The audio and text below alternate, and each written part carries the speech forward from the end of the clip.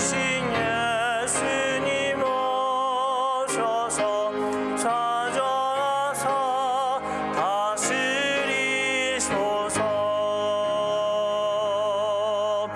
예수님 주시어 이곳에 오셔서 우리가 주께 드리는 찬양이 받아주소서. 우리는 주님의 종들, 주님은 우리 주시라. 주 대신 예수님 오셔서 이 찬양이 받아주소서. 내가 죽지 않고 살아서 여호와께 하시는 일을 선포하리로다. 여호와께서 나를 심히 경책하셨어도 죽음에는 넘기지 아니하셨도다. 내게 의의 문들을 열어 주시고 내가 그리로 들어가서 여호와께 감사하리로다. 영원무토록 영광을 받으실 주님, 부활의 감격 속에서 지난 한 주간을 보내게 하시고 오늘 거룩한 주일에 다시 한번 저희들을 성전으로 불러주시니 감사합니다. 죽음을 이기시고 부활하신 주님, 친히 이곳에 오셔서 저희들이 드리는 예배를 받아주옵소서. 부활하신 후에 제자들을 만나주시고 의심하는 도마에게도 보이셨듯이 오늘 이곳에 오셔서 우리 모두에게 부활하신 주님의 귀한 모습을 보여주옵소서. 예배하는 이 시간 부활의 주님을 배울 때에 우리 안에 걱정과 근심과 의심이 사라지게 하여 주옵소서. 예수님의 이름으로 기원하옵나이다. 아멘. 이제는 사도신경으로 우리의 신앙을 고백하오니 나는 전능하신 아버지 하나님 천지의 창조주를 믿습니다. 나는 그의 유일하신 아들 우리 주 예수 그리스도를 믿습니다. 그는 성령으로 잉태되어 동정녀 마리아에게서 나시고 본디오 빌라도에게 고난을 받아 십자가에 못 박혀 죽으시고 장사된 지 사흘 만에 죽은 자 가운데서 다시 살아나셨으며 하늘에 오르시어 전능하신 아버지 하나님 우편에 앉아 계시다가 거기로부터 살아있는 자와 죽은 자를 심판하려 오십니다. 나는 성령을 믿으며 거룩한 공교회와 성도의 교제와 죄를 용서받는 것과 몸의 부활과 영생을 믿습니다. 아멘.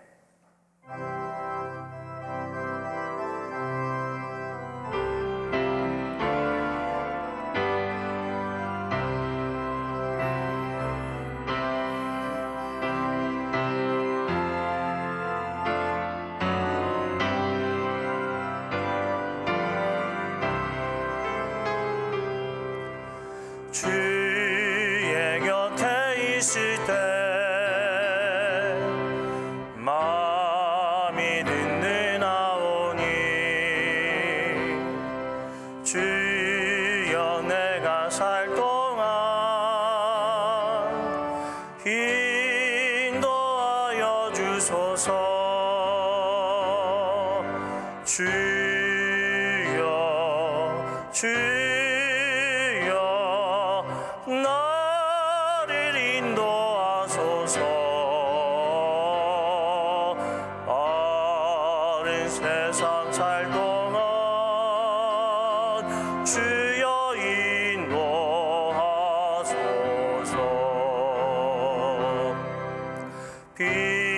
피난처인 예수여 세상 물결험할 때 크신 은혜 베푸사 나를 숨겨주소서. 주여 나를 인도하소서. 바른 세상 살 동안 주여 인도하소서.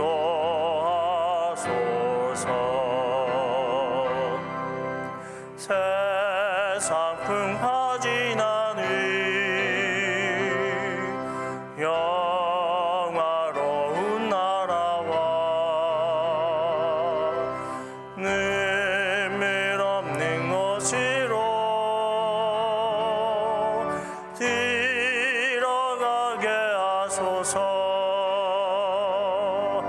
주여 주여 너를 인도하소서. 마른 세상 살 동안 나를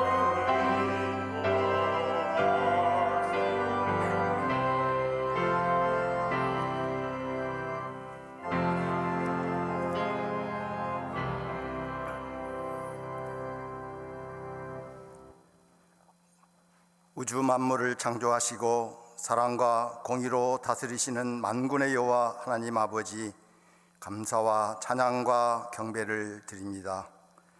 죄로 가득한 세상에 독생자 예수님을 보내셔서 저의 죄를 대신하여 십자가에 죽으시고 부활하셔서 능력의 구세주가 되심을 감사합니다. 저희를 구원하여 주시고 하나님의 자녀로 삼아 주심을 진심으로 감사드립니다. 거듭난 하나님의 자녀로 그리스도인이라 말하면서도 하나님의 말씀을 따라 살지 못하고 세상의 것에 집착하며 육체의 소욕을 따라 살아온 죄를 용서하여 주시옵소서. 나와 나의 가족의 행복만을 생각하고 이웃의 어려움과 행편을 돌보지 못하였습니다. 나와 이웃의 다름을 인정하지 못하고 쉽게 판단하고 정죄하는 삶을 살 때가 많았습니다. 저희의 잘못을 사하여 주시옵소서. 깨끗하고 겸손한 마음과 정직한 영을 주시옵소서. 구원의 길을 열어주시는 사랑의 하나님, 지구촌 모든 나라는 지금 코로나19라는 무서운 질병 앞에서 수많은 사람들이 감염되고 목숨을 잃었습니다. 생명과 일상이 위협받으며 아버지께 드리는 예배마저도 함께 드리지 못하고 있습니다. 우리의 죄악 때문입니까? 그렇다면 저희의 죄를 깨우쳐 주셔서 회개하게 하시옵소서. 하나님의 주권을 깨닫게 하시려는 것이라면 오만한 마음을 버리고 여호와 하나님 앞에 무릎 꿇게 하시옵소서. 작은 신음에도 응답하시는 사랑의 하나님, 이 땅을 고쳐 주시옵소서. 질병의 고통과 죽음의 두려움에서 벗어나게 하시옵소서.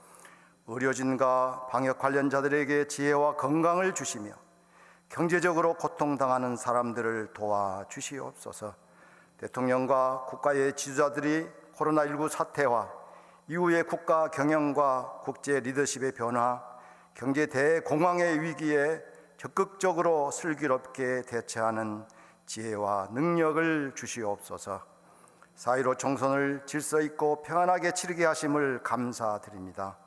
선출된 국회의원들이 사리사욕과 당리당략을 버리고 사랑과 공의로 국민을 존중하며 정직하고 능력 있는 일꾼으로 입법부의 기능과 역할을 잘 감당하게 하시옵소서. 세계 곳곳에서 복음을 전하는 선교사들을 지켜주시옵소서. 캄보디아의 최수철, 이경미 선교사와 현지 사역자들, 협력 선교사들을 붙드시고 능력을 더하여 주시옵소서. 그들의 지경을 넓히셔서 그들이 밟는 땅이 주님을 찬양하는 곳으로 변화되게 하옵소서. 지치고 아픈 몸과 마음으로 하나님의 따스한 손길을 기다리는 성도들을 붙들어 주시옵소서. 질병으로 고통당하는 성도들을 깨끗하게 치료하여 주옵소서. 경제적인 문제, 자녀의 진로와 학업의 문제 등 모든 어려움을 이기게 하여 주시옵소서. 홍성호 목사님을 주의 사자로 세우셨사오니 전하는 말씀이 하나님의 능력으로 선포되게 하시고 듣는 저희들의 마음에 기쁨과 감사와 감격으로 새기게 하옵소서. 정성껏 준비하여 믿음의 고백으로 드리는 고혜란 고행 집사의 연주가 온 성도의 마음을 모아 드리는 찬양이 되어 기쁘게 받으시옵소서. 사망 권세를 이기고 부활하셔서 소망과 기쁨을 주신 우리 주 예수님의 이름으로 기도드립니다. 아멘.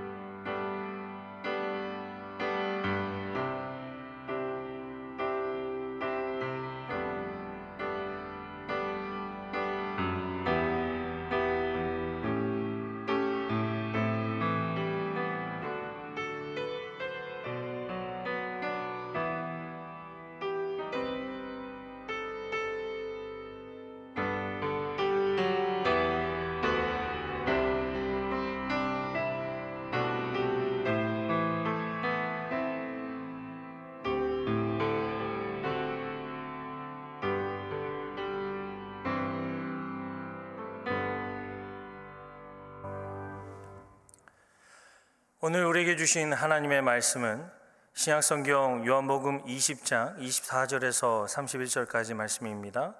하나님의 말씀은 요한복음 20장 24절에서 31절 말씀입니다. 12 제자 중에 하나로서 디도모라 불리는 도마는 예수께서 오셨을 때에 함께 있지 아니한지라. 다른 제자들이 그에게 이르되 우리가 주를 보았노라 하니 도마가 이르되 내가 그의 손에 못자국을 보며 내 손가락을 그 못자국에 넣으며 내 손을 그 옆구리에 넣어보지 않고는 믿지 아니하겠노라 하니라.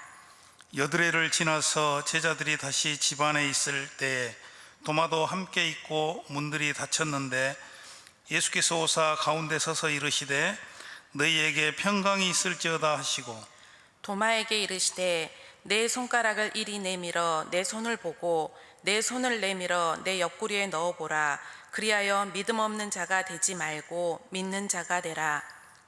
도마가 대답하여 이르되 나의 주님이시여 나의 하나님이시니이다. 예수께서 이르시되 너는 나를 본고로 믿느냐? 보지 못하고 믿는 자들은 복되도다 하시니라. 예수께서 제자들 앞에서 이 책에 기록되지 아니한 다른 표적도 많이 행하셨으나 오직 이것을 기록함은 너희로 예수께서 하나님의 아들 그리스도이심을 믿게 하려 하며 또 너희로 믿고 그 이름을 힘입어 생명을 얻게 하려 함이니라. 아멘.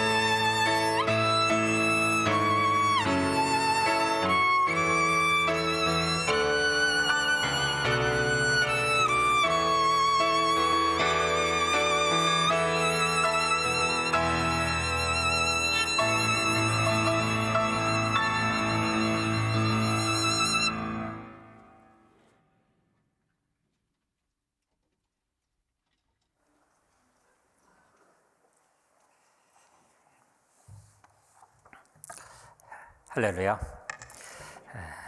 부활절 이후 첫 주일 예배하는 우리 모두 가운데 주님 주시는 기쁨, 주님 주시는 평강 넘쳐날 수 있기를 간절히 바랍니다. 지난주부터 우리 교회에서 드리는 현장 예배와 온라인 예배를 병행해서 드리고 있습니다. 이 시간에 영상을 통해서 예배 자리에 참여하신 여러분들도 축복합니다. 사랑합니다. 주 안에서 누리는 교제의 기쁨이 여기나 거기나 똑같이 거기 계신 그 하나님으로 인해서 우리 가운데 충만할 수 있기를 간절히 바랍니다. 코로나19의 위험이 조속히 해결되어서 온전한 예배를 드릴 수 있도록 우리 함께 기도하면서 치유와 회복을 다하시는 하나님 앞에 우리의 모든 것을 드리는 귀한 역사가 함께 할 수 있기를 바랍니다. 소망의 선물 박스 지난주까지 해서 순천 지역 미자립교회 임대료 지원, 그리고 순천 지역의 방역 취약계층인 장애인 다문화 가정 섬기는 일들, 그리고 코로나19로 인해서 어려움을 겪는 대구 지역에 특별히 고경수 목사님이 심무하시는 평화교회를 통해서, 그 교회는 일반적인 사역을 하는 교회가 아니라 다문화 가정, 이주민 사역과 그리고 우리 노숙자 사역을 돕는 굉장히 중요한 일을 하는 데인데, 요새 모든 지원이 쉽지 않아서 우리 교회에서 지원하여 아름답게 섬겨놓으라고 연락이 왔습니다. 그 외에도 순천의료원 확진 환자 그리고 의료진을 도우면서 격려하는 그런 일도 있었습니다. 이런 일들이 우리 코로나19 사태가 계속되는 한 우리 함께 우리에게 허락하신 것들을 통해서 세상 가운데 하나님의 소망을 나누는 일, 이 일들에 우리 사랑의 실천헌금으로 아름답게 참여해 주시면 감사하겠습니다. 지난주 동안에도 슬픈 소식들이 있었습니다. 4-5구역 고 허춘자 집사님, 3-29에게 이명수 권사님 모친 되시는데 4월 16일에 장례식이 있었습니다. 5-2구역 고 김규래 집사님, 윤상열 집사님 모친 되시는데 같은 날 장례식이 있었고요. 6월 7일 날 6-7구역 김선혜 집사님 모친 되시는 고 백복순 권사님, 일이 신광교회에 심무하시는 권사님이셨는데 15일에 장례식이 있었습니다. 이 가정들의 위로와 평강이 함께할 수 있도록 기도해 주시고 또 위로의 손길로 힘을 모아주시면 감사하겠습니다. 말씀 같이 나눕니다.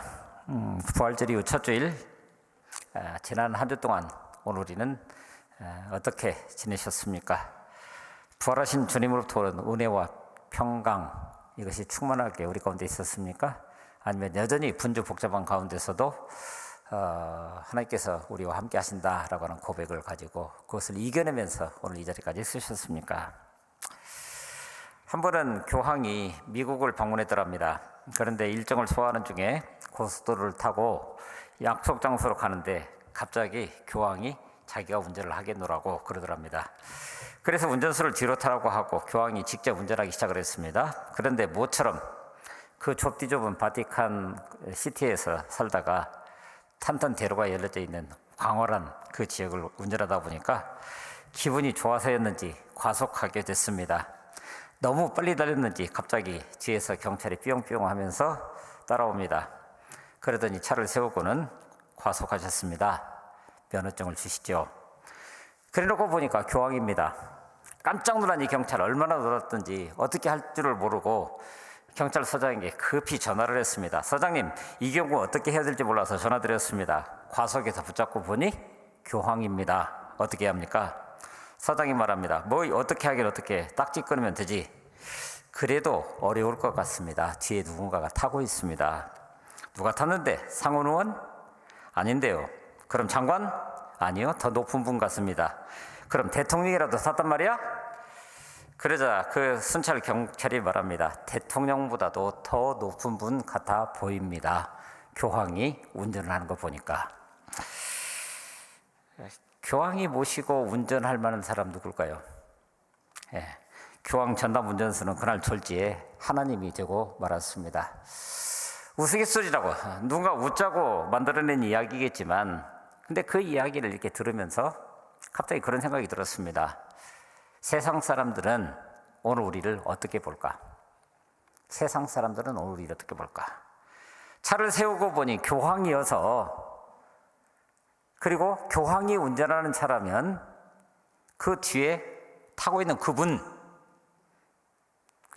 이것을 세상은 식별을 해내는데 과연 오늘 우리는 믿음을 가졌다라고 그러는데 우리 일상사 가운데서 오늘 우리의 삶을 이끌어 가시고, 그러므로 오늘 우리를 통해서 분명히 드러나는 그분이 정말 우리의 믿음, 우리의 마음 중심에 계시는 겁니까? 부활절기를 맞고 있지만은 세상은 여전히 그대로입니다. 자연은 온갖 꽃들이 피어나며 화창한 봄날을 말하는데, 이게 뭔지도 모르는 채로 경험했었던 코로나19 60일 정도가 지나면서 이제는 그냥 일상사가 되어버린 것 같아 보이고, 또 지난주에는 4.15 총선을 거치면서 한편으로는 정치적으로 무슨 소망 또는 반대로 정치적 혼돈이 우리 가운데 오지 않을까. 거기다가 코로나 이후에 우리의 경제가 지금 얼마나 팍팍해졌는지, 도대체 어디서부터 뭘 어떻게 해야 될지를 모르는 그런 상태로, 뭐죠? 그야말로 모든 게 붕 떠 있는 것 같은 그런 세태를 우리가 살아가고 있다고 하는 거예요. 부활하신 주님은 우리 가운데 빛으로, 세상이 아무리 어둡다 할지라도 그 어둠을 밝히시는 빛으로 우리 가운데 오셨는데 우리가 그렇다는 거예요. 그런데 놀라운 것은 처음 주님의 부활을 경험했었던 성경 속에 나타난 제자들의 모습들, 어딘가 오늘 우리하고 너무나 비슷하다고 하는 거예요. 정작 복음서에서 나오는 부활절 이야기는 당혹스러워하는 제자들의 모습을 숨김없이 드러내고 있습니다. 부활은 죽은 자가 다시 살아났다라고 하는 전대미문의 사건이었기 때문에 그랬을까요? 베드로와 요한은 주님이 다시 사셨다라는 소식을 듣고 무덤으로 급히 달려갔지만, 그러나 빈 무덤만을 확인하고 이내 자기들의 골방으로 숨어들어서 두려워 떨고 있는 모습을 봅니다.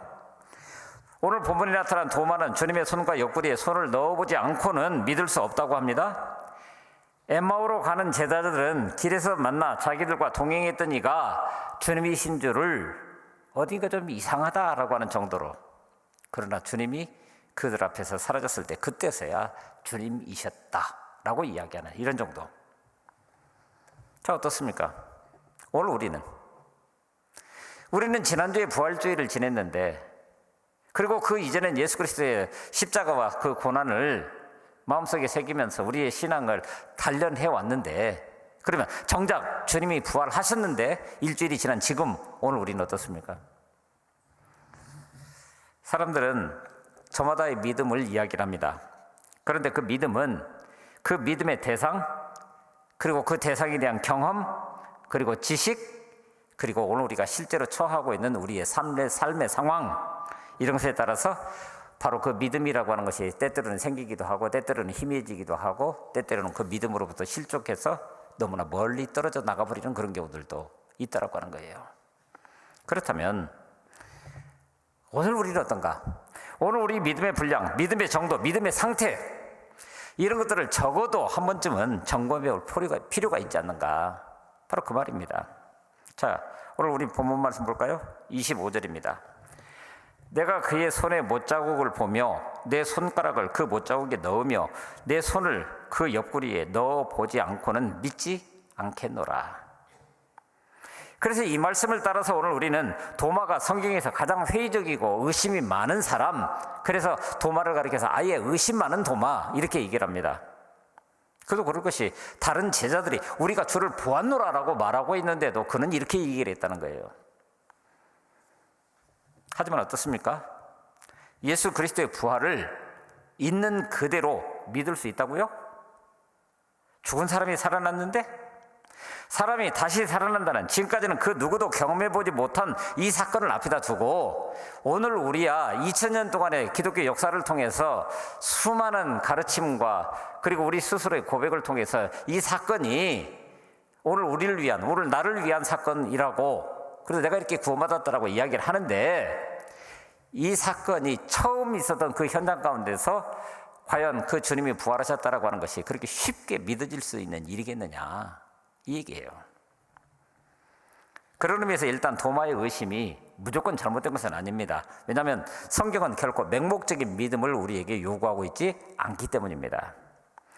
경우에 따라서는 맹목적인 무조건 믿어라, 믿고 봐라고 하는 그것보다도 도마와 같은 합리적인 의심이 더 나을 수도 있다라고 하는 거예요.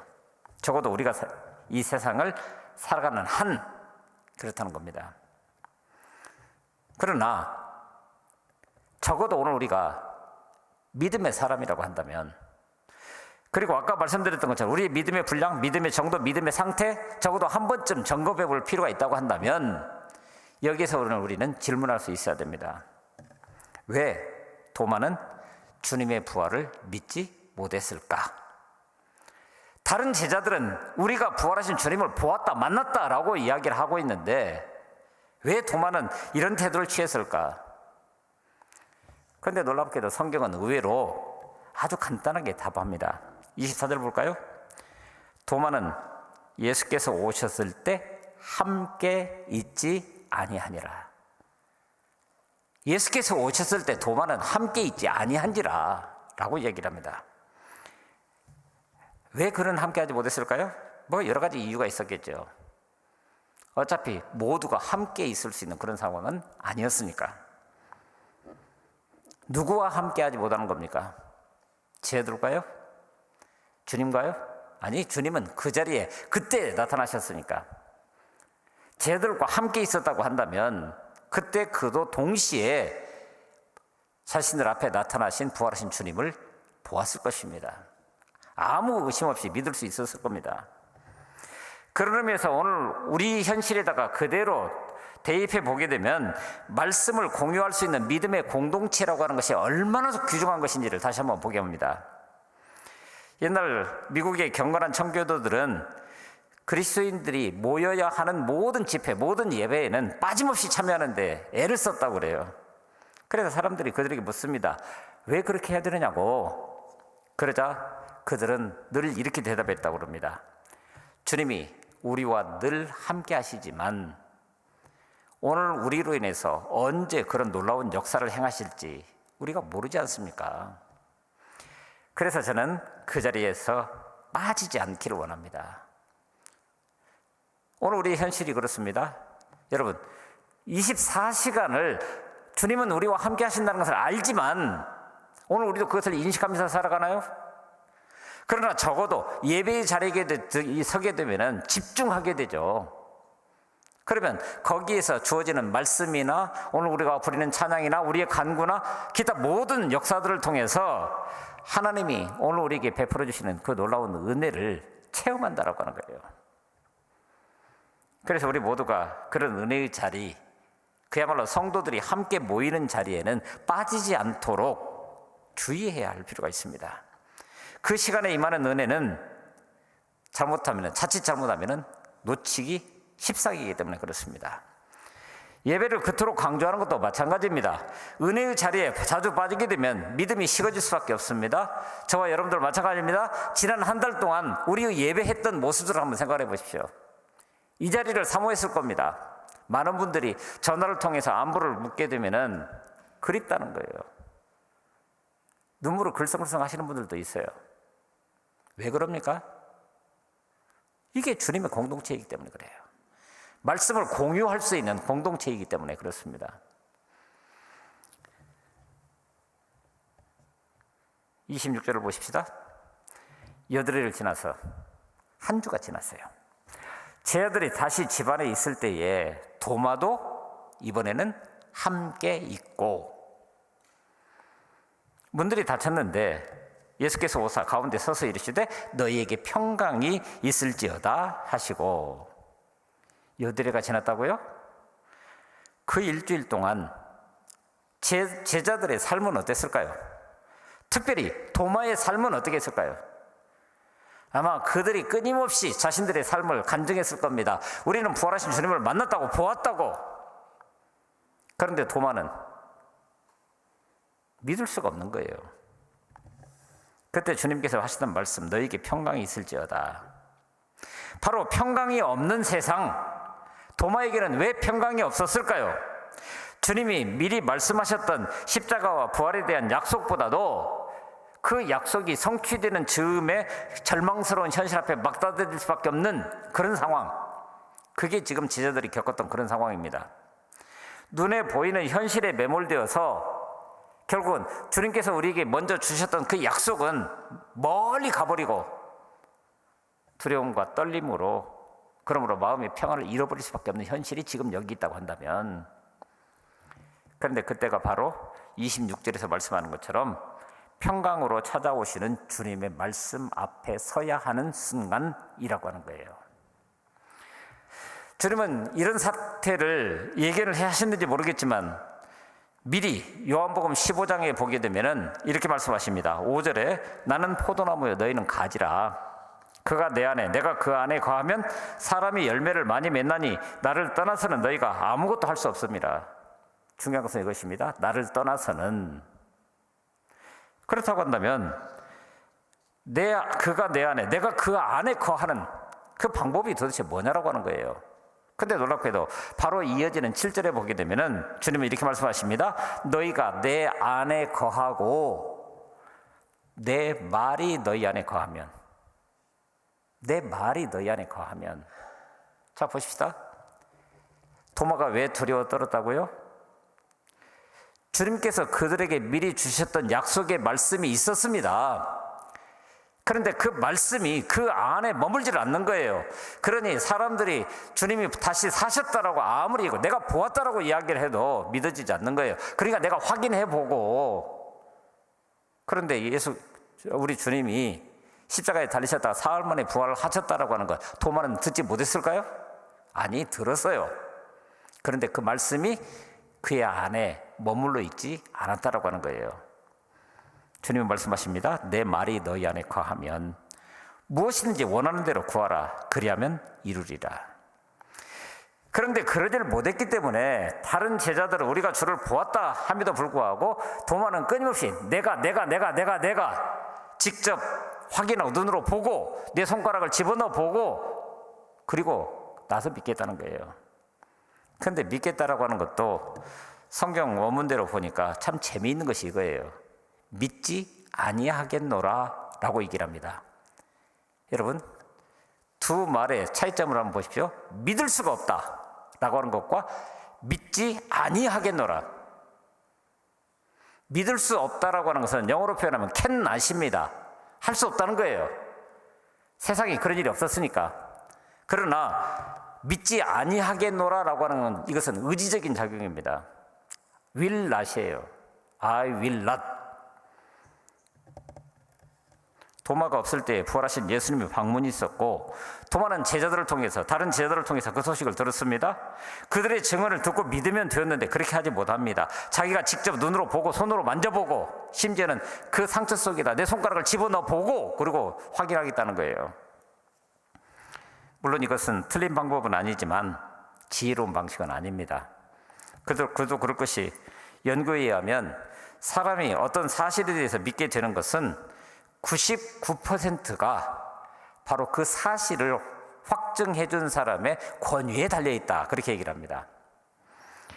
직접 경험해 보거나 눈으로 본 것만 믿는 사람은 거의 없다는 거예요. 그 믿음에다가 견고하게 그것을 확증할 수 있는 어떤 전문가 그룹이 이야기하는 것, 그 권위를 인정을 해서 믿는다는 거예요.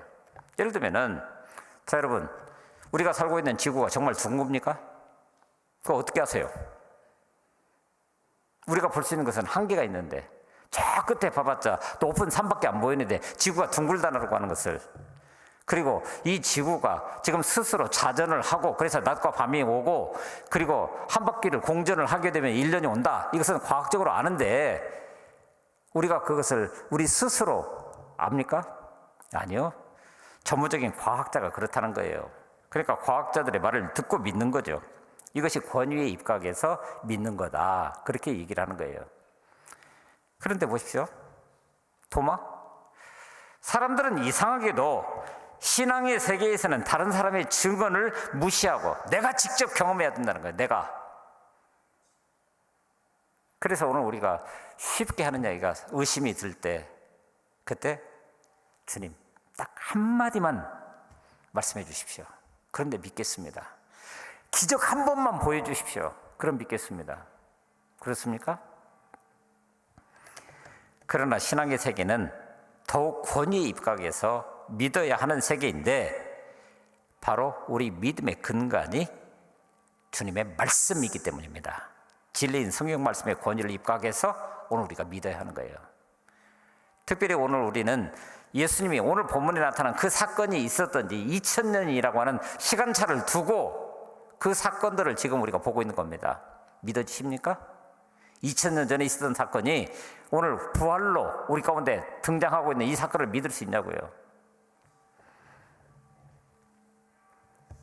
그런데 그 의심을 넘어서 믿음으로 넘어가는, 의심을 넘어서 믿음으로 전이가 되는 이 사건. 26절 봅니다. 제자들이 함께 모여있을 때 예수님이 다시 나타나셨고, 뭡니까? 8해를 지나서 제자들이 다시 집안에 있을 때에 도마도 함께 있고, 부활하신 우리 주님과 함께하는 것은 우리의 믿음의 영역에서 대단히 중요한 문제입니다. 다른 제자들의 말, 그 간증을 듣고도 믿어지지 않았던 그 말씀이 내 눈앞에 부활의 주님이 나타나자마자 믿어졌다고 하는 거예요. 그야말로 믿어지는 은혜입니다. 그때 이 본문을 읽다가 보니까 갑자기 그런 질문이 들어요. 도마는 자기가 공언했던 그대로 내가 그의 손에 못자국을 보며 내 손가락을 그 못자국에 넣으며 내 손을 그 옆구리에 실제로 넣어 보았을까요? 그리고 믿었을까요? 놀랍게도 주님은 도마 한 사람을 위해서 다시 그 자리에 8일 만에 나타나셔서 오히려 사랑으로 도마가 했던 말을 그대로 인용을 해가지고 그의 욕구를 충족시켜 주십니다. 내 손가락을 이리 내밀어 내 손을 보고 내 손을 내밀어 내 옆구리에 넣어보라. 자, 여러분, 도마가 그렇게 했을까요? 주님은 도마의 손목을 잡아서 당신의 옆구리에 남아있는 창자국에다 손가락을 집어넣도록 이끌으셨을 겁니다. 주님은 의심하는 도마를 책망하시기보다는 그를 진정한 믿음의 자리로 이끌기 위해서 당신의 상처를 기꺼이 내어놓고 있는 거예요. 십자가에서 자신의 몸을 다 드리는 것 그 이상으로. 그러나 정작 예수님의 말씀을 들었을 때 도마는 행동으로 옮겨서 그렇게 했을까요? 그 순간 도마는 보지 않고도 믿는 사람까지는 아니어도 적어도 보고 믿는 사람은 되었다고 하는 거예요. 왜요? 바로 거기에 부활하신 주님이 함께 하셨기 때문입니다. 확실히 보지 못한 것을 믿는 것은 참 힘든 일입니다. 그러나 믿음이 무엇입니까? 히브리서 11장에서 말씀한 것처럼 바라는 것들의 실상이요 보이지 않는 것들의 증거라고 얘기를 합니다. 자, 여러분들이 바라는 것이 무엇입니까? 지금 이 자리에서는 실현 가능성이 있는 게 아닙니다. 그게 바라는 거예요.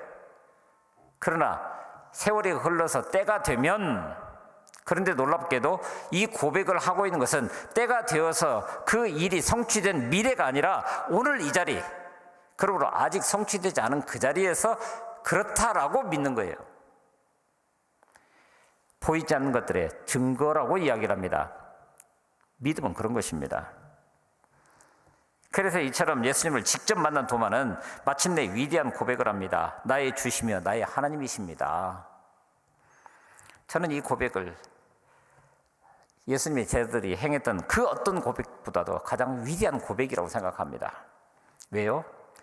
마태복음 16장을 생각해 볼까요? 제자들에게 가이사랴 빌립보에서 예수님이 묻습니다. 세상 사람들이 나를 누구라고 하더냐? 그 질문 뒤에 너희는 나를 누구라고 하느냐? 자, 너희는 나를 누구라고 하느냐라고 할 때는 그것은 분명히 고백적인 언어입니다. 근데 그럼에도 불구하고 주는 그리스도시요 살아계신 하나님의 아들이라고 고백했을 때 그 고백은 객관적이에요. 그 누구라도 할 수 있는 보편적인 고백입니다. 그런데 도마는 나의 주, 나의 하나님이라고 고백합니다. 나와 관련된 주님이고 나와 관련된 하나님입니다. 오늘 우리는 예수 그리스도의 십자가를 얘기를 할 때 그냥 우리 인류를 구원하시기 위해서 이렇게 얘기를 합니다. 그런데 그 십자가가 정말 나 하나를 위해서 죄사함과 의롭다움을 허락하시기 위해서 나 하나를 하나님의 자녀되기 되도록 하기 위해서 그렇게 치러진 것입니까? 언제가 설교 시간에 한번 얘기해 드렸던 것처럼 어떤 교부가 그런 이야기를 합니다. 세상에 딱 나 한 사람만 여기 있다 할지라도 주님은 나 하나를 구원하시기 위해서 십자가에 달리시기 위해서 이 땅에 오신다는 거예요. 딱 나 하나. 주님이 그러므로 객관적으로 이해되고 그것을 알게 되기보다도 우리에게 필요한 것은 개인적인 체험이고 나와 관련돼서 그 주님이 누구신가라고 하는 것을 고백하는 그 고백이 필요한 겁니다. 아무리 전지전능하신 하나님이시라도 그냥 두리뭉실하게 우리 하나님, 그러므로 나의 하나님이 아니라 너의 하나님이고 다른 사람들의 하나님이라고 한다면 그 하나님이 나하고 무슨 상관이 있습니까? 근데 성경은 하나님께서 자신을 보여주실 때 그렇게 얘기를 하십니다. 예를 들면은 이삭이 처음으로 하나님을 만나는 장면이 있죠. 그때 하나님께서 이삭에게 나타나셔가지고 그에게 이렇게 얘기합니다. 나는 네 아비 아브라함의 하나님이라고. 그러니까 그 이야기는 그 하나님은 지금 나의 하나님은 아니에요. 그냥 아버지가 믿었던 그 믿음의 모습을 보면서 아, 이런 분이 계셔. 그런데 놀랍게도 창세기 28장에 가면 이제 그 아들 야곱이 또 하나님을 만나는 장면이 있습니다. 형 에서를 피해서 달아나면서 그 밤중에 놀라운 환상을 보고 난 다음에 그때 하나님을 만나는 장면이 나타나는데 그 장면에서 하나님이 자기 자신을 이렇게 소개를 합니다. 나는 네 할아버지 아브라함의 하나님이고 네 아버지 이삭의 하나님입니다. 그때까지만 해도 야곱은 그 하나님이 나의 하나님이 아닙니다. 보십시오. 조금 전에 이삭이 아브라함의 하나님이라고 소개받았던 네 아버지의 하나님이라고 소개받았던 그 하나님이 그 손자대에 가니까 이제는 그 아버지가 나의 하나님으로 고백하는 그 하나님이 이제 소개되고 있는 거예요.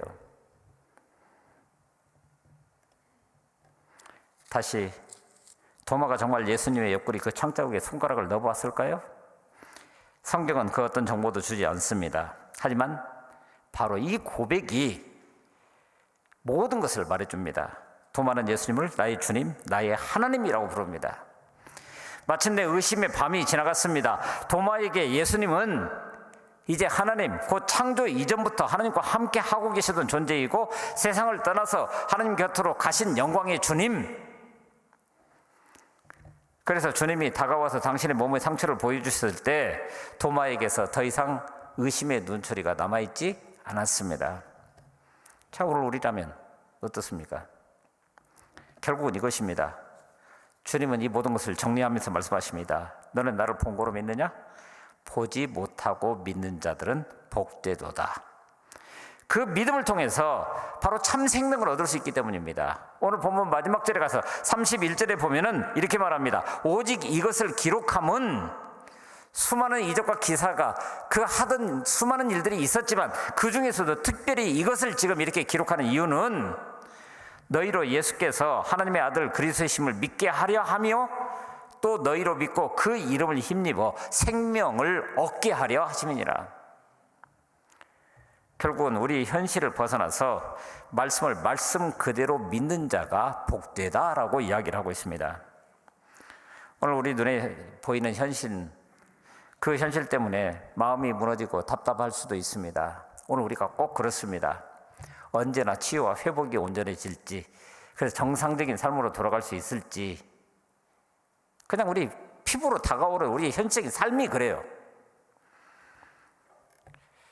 그런데 혹시 그런 속에서 오늘 우리의 믿음의 고백이라고 하는 것이 하나님을 입에 올리고 있으면서도 불구하고 가로치고 이것이 나의 주님이시요 나의 하나님이십니다. 혹시 그렇게 고백하고 있는 것은 아닌지. 그럼 그 안에 들어가 있는 것은 뭡니까? 혹시 물질입니까? 누군가의 위에 서고자 하는 권세입니까? 다른 사람에게 내 이름을 드러내고 싶은 명예, 이런 것들이 가로로 쳐놓고 나의 주님, 나의 하나님이라고 혹시 이야기하고 있는 것은 아닌지. 오늘 우리 현실에 매몰되다가 보니까. 그러나 바로 그런 때가 우리 스스로를 되돌아보면서 주님의 말씀 앞에 서야 하는 때이고, 그때 너는 나를 본고로 믿느냐? 보지 못하고 믿는 자들은 복되도다라고 하는 말씀이 아멘으로 응답되면서 그 응답의 열매를 삶으로 살아내지게 되는 거죠. 그야말로 믿어지는 은혜입니다. 보이는 대로 믿지 않고 느끼는 대로 믿지 않고 심지어는 내가 믿고 싶은 대로 믿는 것이 아니라 바로 그것이 내 삶으로 살아내질 만큼 강력한 믿음의 고백으로 우리 가운데 함께 할 수 있겠냐라고 하는 거예요. 오늘 본문에 나타난 도마는 여기까지로 해서 일단 이야기가 정리가 됩니다. 그러면 그 다음은 어떻게 됐을까요? 우리는 교회사를 통해서 그저 상식적으로 알고 있는 내용이 그것입니다. 나중에 인도에 가서 복음을 전하다가 끓는 기름가마에 튀겨져서 순교했다라고 이야기를 합니다. 일설에는 살갗이 완전히 다 벗겨지는 그런 형을 받아서 순교했다라고도 이야기를 합니다. 어쨌든 인도에 갔다라고 하는 거예요. 미국에서 공부하던 동안에 참 재미있게 보았던 책들이 있었습니다. 그것은 제 지도교수가 마침 요한복음 20장과 21장을 전공을 한 도마 전문가이기 때문에 그랬습니다. 바로 도마 복음이라고 하는 것과 도마의 행적이라고 하는 그 책들이었는데, 도마 복음 같은 경우는 성경에 그 많은 복음서가 있지만 도마 복음은 딱 104절밖에 되지 않습니다. 짧은 글이에요.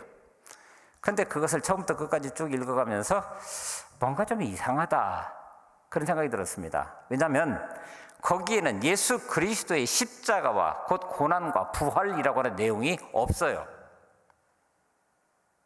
그러니까 결국은 예수님이 이 땅 가운데서 그냥 우리와 함께 하시는 그런 분.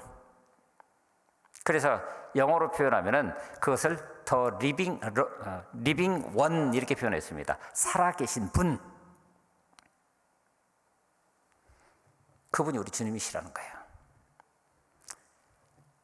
그러니까 예수 그리스도의 십자가와 부활이 문제가 아니라 그분은 지금도 우리와 함께 하셔서 그냥 그분은 그냥 있는 그대로 삶으로 살아내는 거예요. 그 도마 공동체가 그랬습니다.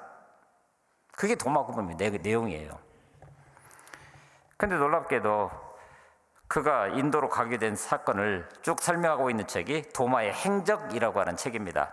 근데 거기에 보면 쟤들이 함께 모여서 이제 주님께서 우리에게 마지막 부탁하시던 사도행전 1장 8절 말씀을 따라서 땅끝까지 가야 되는데 어디로 가야 되느냐라고 하는 문제를 가지고 서로 제비를 뽑습니다. 그런데 하필 도마에게 뽑힌 것이 그 당시에 실크로드를 따라서 세상이 끝이라고 표현되는 인도가 뽑힌 거예요.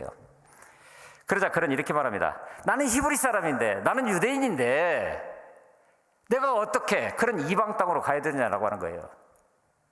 마치 고넬료에게 보낼 때 베드로가 그 환상 중에 아무리 하나님 주님이 말씀하셔도 나는 그렇게 살아오지 않았다라고 하는 거예요. 종교적으로 전통적으로 그거하고 똑같은 상황입니다.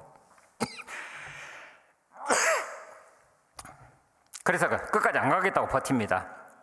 그런데 놀랍게도 그 주님 바로 부활과 십자가와 부활과 상관없이 여전히 우리와 함께 하시는 더 리빙 원으로 살아계신 분으로 함께 하신 그분이 강권적으로 역사를 하십니다.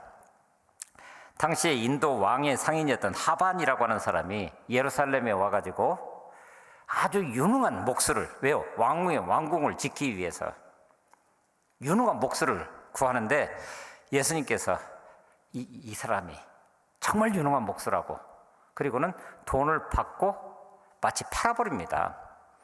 그러니까 도마는 노예가 아닌 노예가 되어서, 왜냐하면 돈은 이미 지불을 해버렸기 때문에 그 인도로 팔려가요. 그래서 왕 앞에 서서 왕이 원하는 바 모든 이야기를 듣고 왕이 보여준 땅, 그리고 왕이 준 황금, 물질 모든 것을 다 받아가지고 드디어 궁을 짓기 위해서 나옵니다. 그런데 이게 웬일입니까? 그 돈을 받아가지고 궁을 짓는 대신에 놀랍게도 그는 예수님이 했던 것과 똑같이 하십니다. 그저 그 돈을 가지고 배고픈 사람들에게 빵을 사주고 아픈 사람이 있으면 치료할 수 있도록 돈을 주어서 영양을 보충할 수 있도록 해주고 의사를 찾아가게 하고 그러면서 하나님의 말씀을 선포를 하는 거예요. 그러니 주위에서 그 공사판을 보고 있었던 수많은 사람들은 두려워 떨면서 저러다가 어쩌려고 저러는지 마침내 화려한 궁이 거의 완성됐을 것으로 보고 왕이 현장에 등장을 했습니다. 깜짝 놀라서 도대체 이게 어떻게 된 일이냐고 불호령을 내리고 있는데 그때 도마는 왕에게 조용히 이렇게 얘기를 합니다. 폐하, 지금 폐하의 눈앞에 이 궁전이 보이지 않으십니까? 지금 보이지 않으신다고 한다면 영원한 생명을 얻게 될 그때 이 궁전을 볼 수 있게 될 겁니다. 납득되지 않는 이 말을 듣고 왕은 진노해서 도마를 옥에 가두게 됩니다. 그런데 놀랍게도 하나님께서는 기적적인 역사를 베푸셔서 왕의 동생이 그 자리에 오게 해서 그 왕의 동생이 그렇게 얘기를 합니다. 나는 형님이 지으려고 하는 그 궁전을 이미 보았습니다.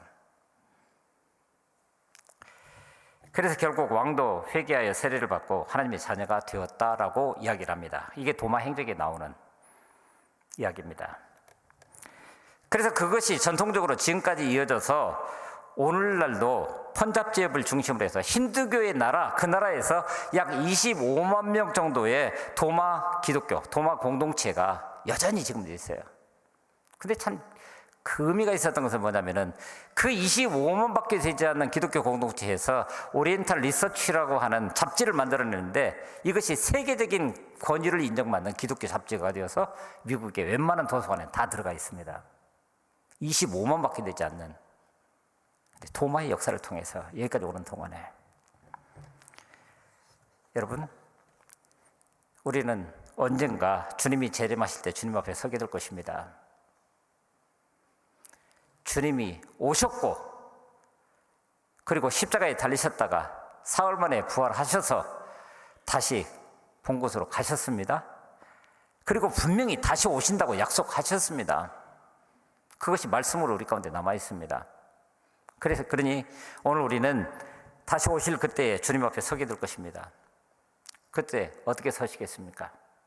그때 어떻게 서시겠습니까? 사도 바울은 말합니다. 생각하건대 현재의 고난은 장차 우리에게 나타날 영광과 비교할 수 없도다. 믿음을 지켜가며 그 믿음의 분량을 따라서 내일을 아름답게 살아가기 위해서 오늘 우리가 겪을 수 있는 것은 고난이라고 이야기를 합니다. 여러분, 저나 여러분들 마찬가지입니다. 바울은 주님 앞에 설 때 얻을 그 빛나는 영광을 소원했습니다. 빌립보서 3장에 수록된 그의 스펙을 보면 인간적으로 아쉬울 게 하나도 없는 사람입니다. 가말리엘 문화에서 최고의 학문을 연수한 사람이었고 귀족이었고 로마 시민권자였고 거기다가 학문적으로는 스데반이 순교할 때에 바로 그 증인으로 그 자리에 설 수 있을 만큼 종교적으로도 인정받는 그런 사람이었습니다. 그런데 다메섹 도상에서 예수 그리스도를 만나고 나자 자기가 누리고 있었다, 가지고 있었다는 그 모든 것들이 뭐 같다고요? 배설물로 여기고 복음을 전파하기 위해서 세계를 누비고 있었던 그런 모습. 거기 갈 때마다 좋은 일이 있었습니까? 아니요. 가는 데마다 감옥에 갇혔고 매를 맞고 목숨의 위협을 한두 번이 아니라 고린도후서 11장에 보게 되면 그 고난이 얼마나 혹독했던지 그저 바다에 배가 파손되는 바람에 몇 주야를 그냥 바닷속에서 헤매는 그런 일들 다반사였고 40에 하나 감한 매를 내가 몇 번을 맞았고 뭐 이런 얘기를 해요. 그런데 그 모든 고난이 그가 자진해서 선택한 고난입니다. 스스로 자기 몸에 남겨놓은 상처예요. 그래서 그는 이렇게 고백합니다. 이후로는 누구든지 나를 괴롭게 하지 말라. 내가 내 몸에 예수의 흔적을 가져노라. 그 흔적, 헬라말로 스티그마라고 하는 것입니다. 원래 그것은 쇠를 불에 달군 후에 짐승의 몸에다가 낙인을 찍는 것을 말합니다. 소유주를 표시하는 거죠. 그래서 오늘 우리는 낙인, 그러면은 좀 부정적인 의미로 사용되는데 바울은 그 단어를 주님을 위해서 당한 상처를 의미한다고 그런 단어로 사용을 했습니다. 스스로 수치가 아니라 선택해서 영광의 상처, 마치 훈장처럼 오늘 우리 현실적인 삶을 통해서 바울이 이야기하는 것 같은 바로 예수 그리스도의 흔적, 예수 그리스도의 스티그마가 오늘 우리 삶 가운데 누구에게라도 보여지는 상처로 남아 있습니까? 모든 상황을 알고 계시는 주님, 그분은 우리에게 약속하셨습니다. 다시 오신다고. 그런데 그 주님은 바로 내가 서 있는 여기 계시는 그분이십니다. 이게 부활하신 주님이십니다. 그분은 능치 못하실 일이 없는 분이십니다. 그러므로 그분만을 의지하게 될 때, 그래서 내가 그 안에, 그가 내 안에, 무엇보다도 그의 말이 내 안에 거하게 되면 우리가 하고 있는 모든 일을 통해서 세상이 줄 수 없는 평안을 누려가게 될 것입니다. 오늘 이 아침에 부활절 지나 한 주, 그 이유가 무엇이든지 주님 주시는 평강을 잃어버린 자가 있다고 한다면 회복의 은총과 더불어서 부활신앙, 그것이 오늘 우리의 내일로 이끌어져가는 그런 평강이자 우리의 앞길이 될 수 있기를 간절히 바랍니다. 우리 같이 저 자리에서 일어나셔서 원하고 바라고 기도합니다. 우리 마음을 담아서 있는 그대로 하나님 앞에 나 자신을 올려드리면서 찬양합니다.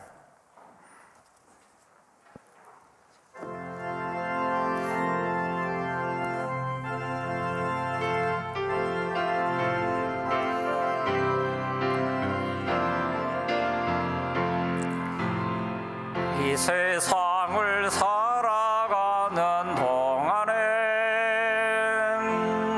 나의 힘을 의지할 수 없으니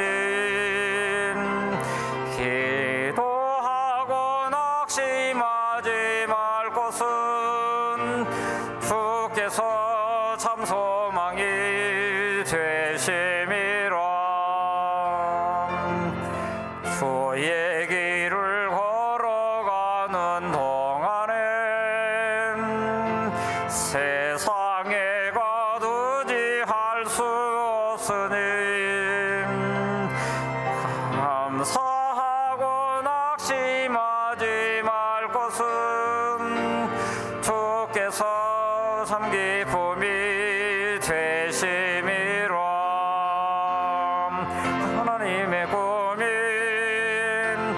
나의 비전이 되고 예수님의 성품이 나의 인격이 되고 성령님의 권능이 나의 능력이 되길 원하고 바라고 기도합니다.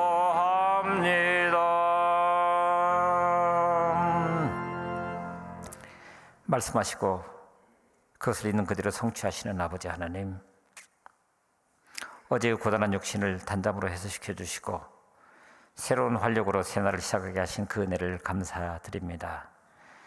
우리의 현실에 매몰되다가 보면은 코로나나 경제적 위기나 우리 스스로 감당할 수 없는 그런 일들로 인해서 두렵고 떨림으로 가득할 수밖에 없지만, 그러나 믿음으로 사는 자녀들에게 내일의 소망을 주셨기에 오늘의 고통을 인내하며 주님 주시는 평강을 누려가기를 원합니다.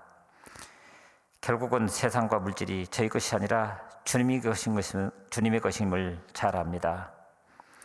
그러므로 그것을 통해서 오늘 우리 삶을 풍족케 하되 이 시간 우리에게 새로운 생명 주심을 감사드리면서 예물 드립니다. 구원의 말씀으로 인생을 보상받는 자녀들이 11조로 하나님 앞에 섭니다. 깨우쳐 주신 진리를 실행할 때 세상 일도 잘 되고 주님 주시는 평강 가득한 날들 이어가게 하여 주시옵소서. 고뇌하는 인생에 해답을 얻고 평강을 주신 그 은혜를 감사드리면서 예물을 드립니다. 풍성한 감사와 더불어서 감사할 일이 더 많아지기를 간구하면서 또한 이렇게 여러 명목으로 예물을 드립니다. 감사하는 자녀들의 마음에 넘치는 은혜가 그야말로 주 안에서 누리는 진정한 행복으로 이끌어져 가는 견인차가 될 줄로 믿습니다. 하나님을 섬기는 마음을 예물에 담아서 주일 헌금을 드립니다.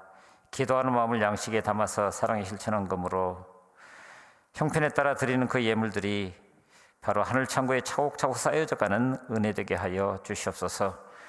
이렇게 드리는 손길마다 하늘의 풍성한 양의 양식과 생업의 현장의 풍성한 결실로 채워지기를 간절히 원합니다.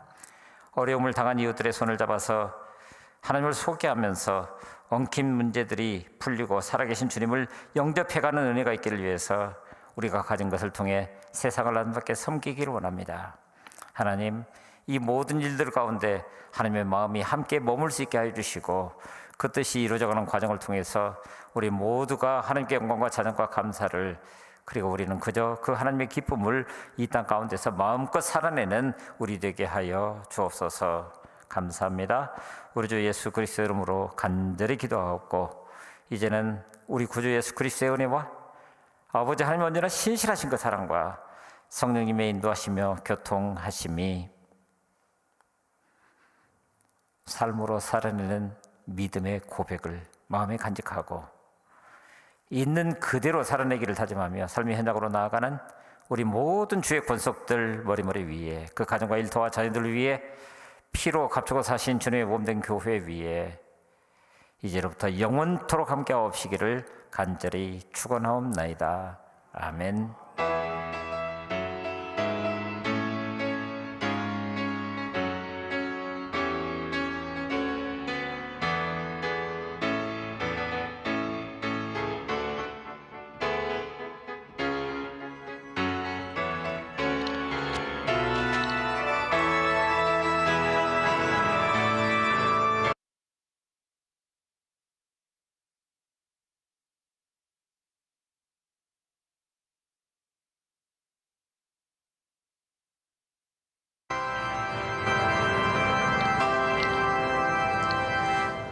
네, 다 같이 자리에 앉으시기 바랍니다. 지난주와 동일하게 뒷자리부터 일어나서 앞뒤 간격을 두고 퇴장하도록 하겠습니다. 40번대 자리에서 일어나시면 감사하겠습니다. 각 자리에 40번대 일어나셔서 밖으로 나가시면 될 것 같습니다.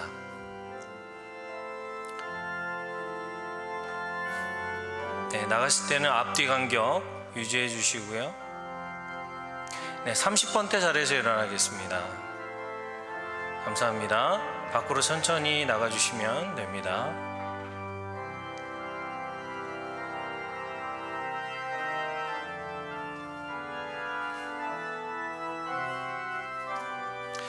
네, 20번대 자리에서 일어나겠습니다.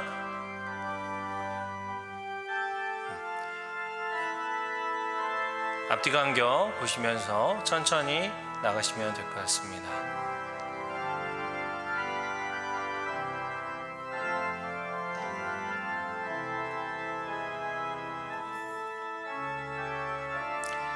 네, 10번대 일어나겠습니다.